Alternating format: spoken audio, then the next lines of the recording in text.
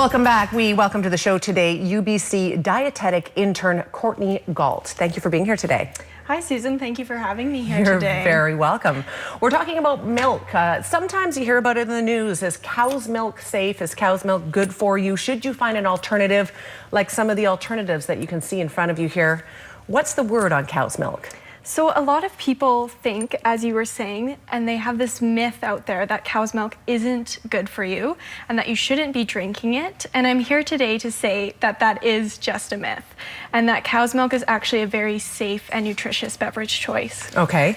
Why do some people then get on this bandwagon that, oh, there's better alternatives than cow's milk to be drinking? Why are people that way? Well, some people actually cannot drink cow's milk. And so those are people who have, say, allergies or lactose intolerance, as well as there's some people who are on special diets such as veganism.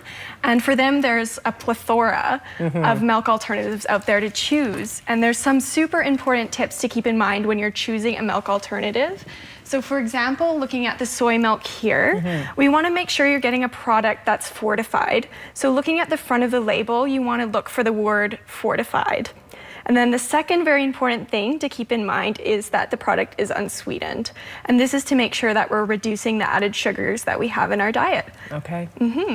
We have a graph that we're going to look at, the first one. It talks about the protein content in milk.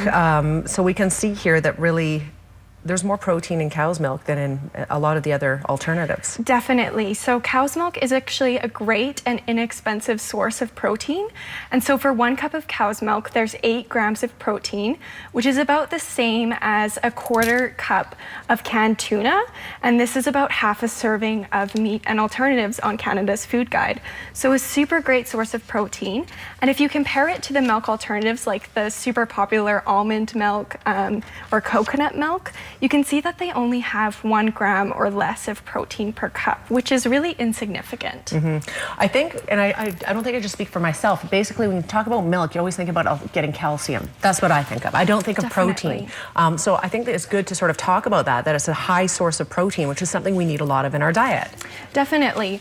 And something to keep in mind is that if you are choosing a milk alternative, to make sure that you are getting other sources of protein in your diet, such as lean meats, fish, legumes, nuts, all of those great things if you're not getting the cow's milk. Okay. We have a second graph that we're going to look at now, and this shows us the percentage of calcium absorbed from different foods. So tell us a little bit about this graph. So in this graph here, what we're looking at is that it's showing that calcium in cow's milk is actually better absorbed than calcium found in other foods and in the milk alternatives. And this is because the calcium in cow's milk is naturally in there. It hasn't been added or fortified, and it doesn't have any of the other nutrients in it that some of the other foods have that's inhibiting absorption. So if there's other nutrients in a food, it will slow down your intake of the other one. There's certain nutrients that can definitely bind to the calcium and it prevents it from being absorbed as easily. Good to know. So like off the cuff, I'm thinking broccoli, high source of calcium, but are there other nutrients perhaps that might slow down you getting all of the benefit? Well, for spinach, for example, it has oxalates in it, which can actually bind to the calcium and prevent it from being absorbed. So that's an issue that might come up. Good to know. So if you're looking for a direct hit of calcium, you should be going to the cow's milk if you're not lactose intolerant. Interesting. Exactly. One other thing that we thought we would talk about is some people think that cow's milk causes acne problems. So let's talk about that. Definitely. That's a very common concern, and it's actually a myth. There's no research to support the link between acne and cow's milk. But anecdotally, I have heard of some people who have taken cow's milk out of their diet and have noticed a difference.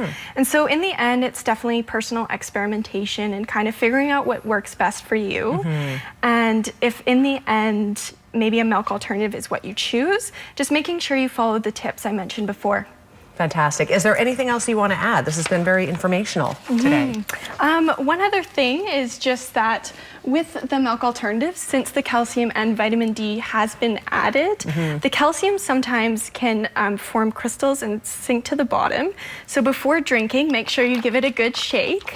and pour. And so then you're making sure that you're getting all the calcium in there. You're getting the best of the nutrients in the box. Exactly. Awesome. Courtney, it's been a great pleasure having you on the show today. Thank you very much, Susan. Thank you very much. We've all learned something today about milk. Drink milk if you can.